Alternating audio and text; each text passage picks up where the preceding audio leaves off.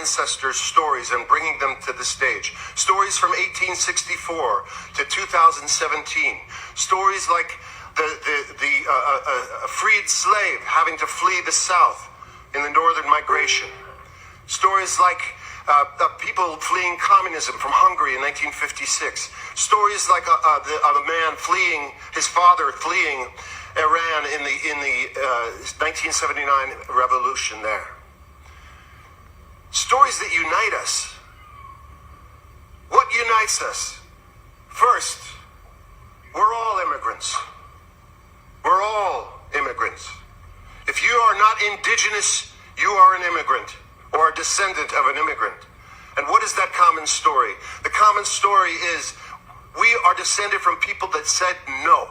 No, I will not accept famine. No, I will not accept religious oppression. No, I will not accept communism. I will not accept fascism, Nazism. I will risk my life to leave that behind. My home, I will risk my life to leave.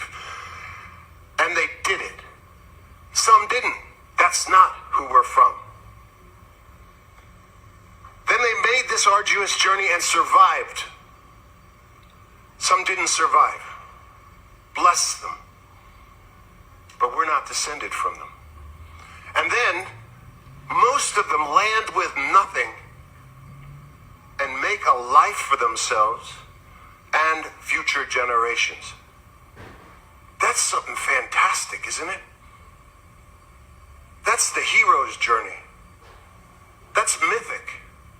And we should be celebrating that instead of all this hateful rhetoric and division that is happening in this country right now. This is a common story we share. After the show, I ask people to share stories.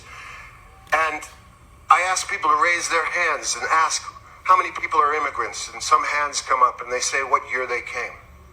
And then I ask sons and daughters of immigrants or refugees.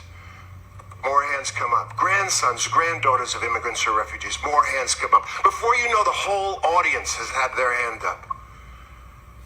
And this is what we need to do right now. We need to find what unites us. What is the unifying feeling, emotion?